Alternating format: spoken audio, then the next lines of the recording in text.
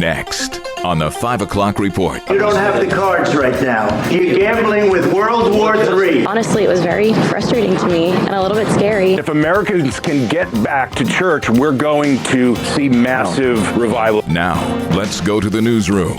The art of the deal or a deal breaker? Good afternoon. Thank you very much for joining us. I'm Mark Webster. Differing opinions on this afternoon's Oval Office theatrics following unsuccessful efforts to finalize a U.S.-Ukraine mineral rights deal, leading to this war of words between President Donald Trump and Ukrainian President Volodymyr Zelensky. You don't have the cards right now. With us, you start having cards. Right now, you don't have. You're playing cards. You're playing cards. You're gambling with the lives of millions of people. You're gambling with World War III. Cringeworthy, says Arizona Democratic Senator Mark Kelly. Our powers, our military, our economy, our diplomatic corps, our professionalism. This was not professional. We don't gain anything by acting like bullies. But retired General Jack Keane tells Fox News while Zelensky may be asking for more than Trump is offering to end the war, so is Russian President Vladimir Putin. Putin may likely misread this a little bit. He wants more territory. 4 provinces that he's concerned about, he only occupies some of it, but he wants all of it. I think the jury is still out in terms of whether Putin is truly serious about making a deal. An afternoon Trump-Zelensky news conference canceled. Trump saying the Ukrainian leader can come back, quote, when he's ready for peace. Zelensky's next stop is London.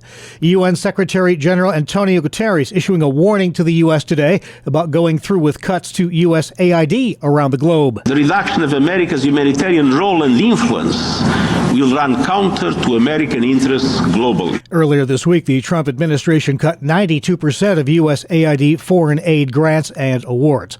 Iowa's governor just signed this afternoon a bill removing that state's so-called gender identity protections from its civil rights code. The new law also creates explicit legal definitions of male and female based on reproductive organs present at birth, rejecting the idea that a person can transition to another gender.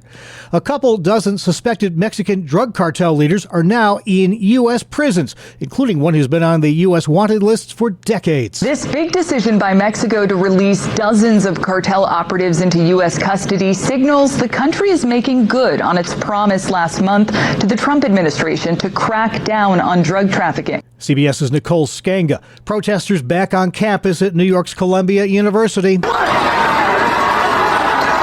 Masked students chanting anti-Israel slogans engaged in physical altercations with university staff while occupying a building at Barnard College for several hours, leaving this student shaken. Honestly, it was very frustrating to me and a little bit scary as a Jewish student to hear, globalize the Intifada, to hear from the river to the sea. Protesters were demanding the reinstatement of 2 students recently expelled after previous protests for distributing anti-Semitic materials. Some business news next. A large auto parts chain you probably know is parting with a lot of its stores. Advance Auto Parts lost $713 million in 2024. The company says the closings, which will take place this year, will allow it to focus on core retail improvements. 500 of the impacted stores are corporate. The other 200 are independently owned. That's WWJ's Jeff Gilbert in Detroit. Well, here's some positive news, reversing a very disturbing trend. An annual large-scale Pew study finds the number of Americans who say they are Christians is at 62%.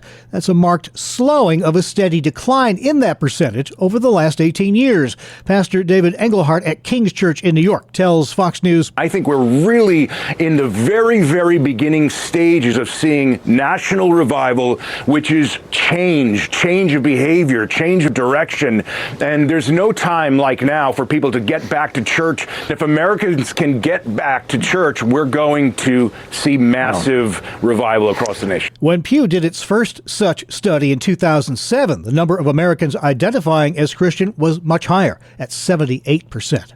Well, a legacy of Hurricane Helene is one of destruction, but also of extraordinary acts of kindness. In hard-hit Swannanoa, North Carolina, the Grooms family lost their $2 million auto shop and have yet to recoup a penny of its value. But despite that heavy hit, they've been using the property to build tiny homes for displaced residents around the community. Jenica Grooms tells Fox News, part of the reason why we built the structures we did is I don't want to leave here. I don't want the community to leave. If we ever do get to build our business back, who are we building it back for if we don't have a community here to build for? With the help of a team of volunteers, they've built over 100 tiny homes so far. One other bright spot down there, a section of I-40, which has been closed for months due to Hurricane Helene damage, is set to reopen tomorrow. Still to come on the 5 o'clock report, an apparent breakthrough in New York's corrections officers' strike, bidding farewell to a Pennsylvania hero, and catching up with the gang at Capital Connection. Cloudy tonight with increasing gusty winds. Falling temperatures overnight. Snow showers and blowing snow. No big amounts of snow, but a return to be sure of some wintry conditions. Blustery, turning much colder Saturday. Temperatures rising in eastern Pennsylvania past 40, but falling into the 20s in western New York. Snow showers, blowing snow, and on Sunday, very cold, variable clouds and flurries, the high near 20. Oh, we knew the warm weather couldn't last too long. Thanks, Kevin. Now checking the stories making news where you live across New York and Pennsylvania. Take the deal. That's the recommendation from the union representing New York State corrections officers who now have to decide one by one whether to take it and go back to work or stay with a strike that's closing in on the 2-week point. Retired corrections officer Taylor Roberts tells WIVB. They need to change the halt law so that there's a medium between having justice and being able to survive in here. The staff needs to be treated like they're appreciated. They don't feel appreciated by their employer at all. On Wednesday, State Assembly Speaker Carl Heastie told WROC the Wildcat strike was far from ideal. I don't know if making others feel unsafe was the answer.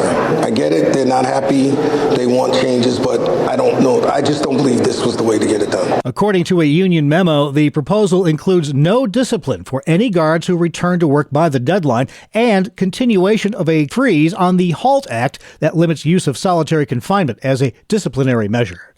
Hundreds of police officers from Pennsylvania and beyond turned out at Living Word Community Church in Red Lion, PA today for the funeral service of fallen West York, PA officer Andrew Duarte. Behind all of these badges will burn the life fire of Andrew Duarte and all of our fallen comrades. And if our time should come during our battles with the wickedness and snares of the devil, may God Almighty grant us all the very same courage and bravery found in the heart of our heroes and found in the heart of Officer Andrew Duarte. Duarte died responding to an armed man who took hostages last weekend inside of UPMC Memorial Hospital in York. The closest it's come to our area so far is New York City, but a growing number of measles cases has health officials here concerned as well. In Rochester, UR Associate Professor of Pediatric Infectious Diseases, Dr. Jennifer Nyack, tells WROC many don't realize just how infectious measles is. In the setting of a population that is not vaccinated, one person can go on to infect another 12 to 18 people. That's like a 90% attack rate and is incredibly scary. Dr. Nyack says the measles virus can stay airborne in a room for up to 2 hours. Pennsylvania Governor Josh Shapiro in Bradford County yesterday to discuss workforce shortages in rural communities is especially concerned about the impact that's having in the healthcare industry. One of those key areas that my budget invests in is on rural healthcare and making sure that we've got the personnel we need in our rural communities to keep people healthy and safe. Dr. Latika Davis-Jones is the Secretary of the Department of Drug and Alcohol Programs for the Commonwealth of PA. We know that burnout is real. The people on the front lines of the crises, that are healers and helpers, are carrying a heavy load. They are saving lives, but they need support too. In urban Pennsylvania counties, there is one primary care physician for every 222 residents. In rural counties, that number's one physician for every 522 residents. Well, up next every Friday, we get you the inside scoop on the big cultural and political issues of the day in Harrisburg and Albany. So here's some of what family-focused commentators told Bob Price on today's Family Life Noon Report. Well, Jason, I want to begin with you this week. Those DOGE cuts are a big deal in D.C. right now, and New York's governor wants to capitalize. She's launched this statewide You're Hired initiative where she'd hire fired federal workers. Do you think it'll work? I don't know how effective it's going to be. The state has been struggling to fill its workforce for some time. In part, that's because state jobs are not as financially beneficial as they used to be as new tiers and contracts have come out. out. But she's also doing this in the face of what's going on with the correctional facilities right now.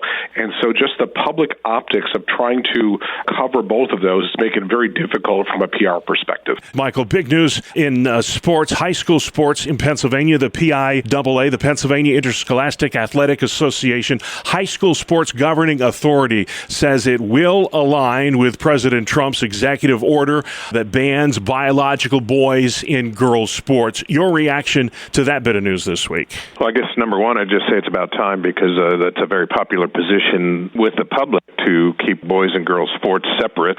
There are some school districts that look like they're going to try to resist what PIAA and what the Trump administration is saying on this issue. Philadelphia notably said they're planning to still allow transgenders to participate in sports. And so it's something we're continuing to watch.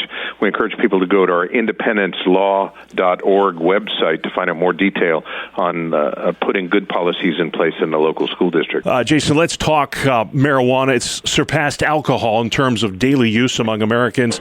Cannabis use disorder, a rapidly growing addiction. It's been 4 years since New York went down this road, legalizing marijuana. What has been the net effect of that? You know, if you ask the state, they'll point to revenue and taxation. They'll point to issues of racial justice. But in reality, I think it has become just a scourge on society. I mean, you know, anywhere you go, there is not just the smell of the marijuana, and it's just really problematic from a health perspective as well. So marijuana is not good, and we just send the wrong message when the state goes ahead, legitimizes it by investing in the taxation that goes along with it. Yeah, I mean, you talk about the drug driving and the problems there. Michael, you have been raising awareness about this for years. Why do policymakers continually insist that this is a harmless drug? What is it going to take to convince them otherwise? Those that insist that marijuana is harmless are doing so out of either true ignorance or willful ignorance,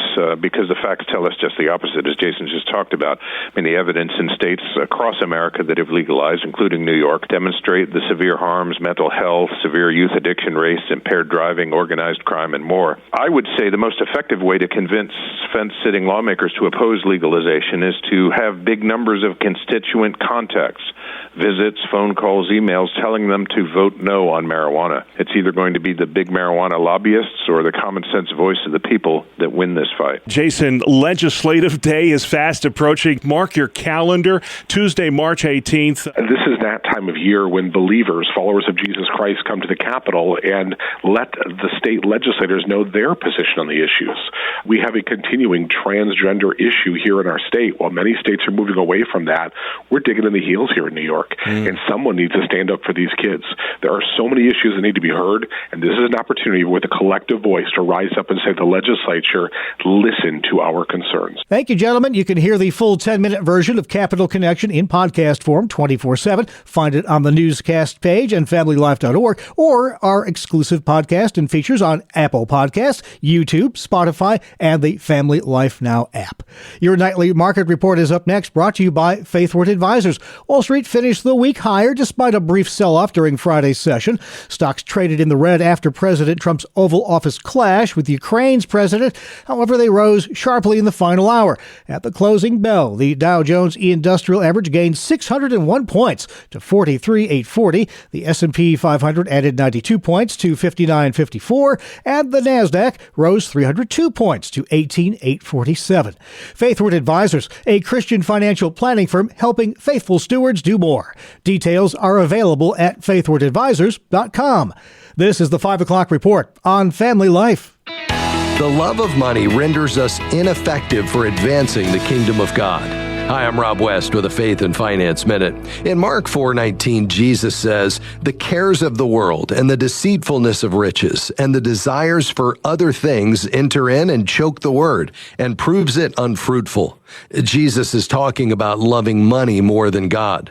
The gospel is replaced by the deceitfulness of wealth and the desire for other things.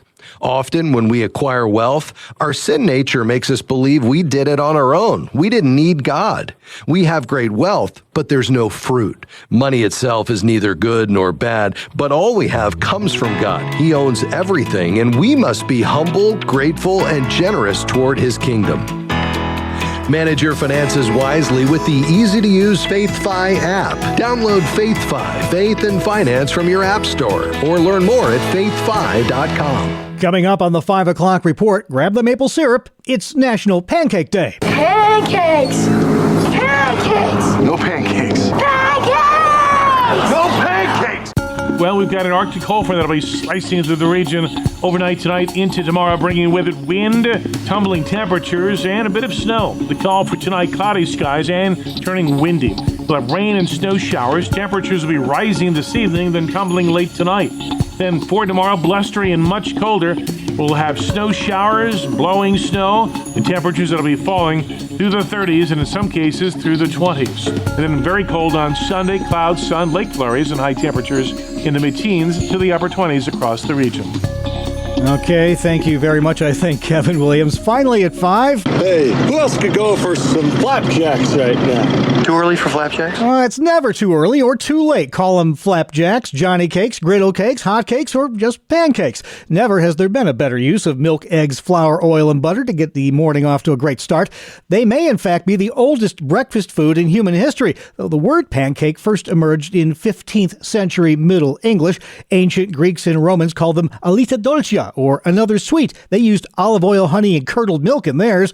In the Renaissance, Brits flavored theirs with rosewater, apples, and sherry. The UK is among places where pancakes will be flipping a plenty this coming Tuesday, Shrove Tuesday, a key point in the traditional Christian liturgical calendar before Lent begins on Ash Wednesday. So eat up and pray up. That's the world we live in for Friday, the last day of February 2025. Thank you again for joining us. Have a blessed weekend. I'm Mark Webster, Family Life News.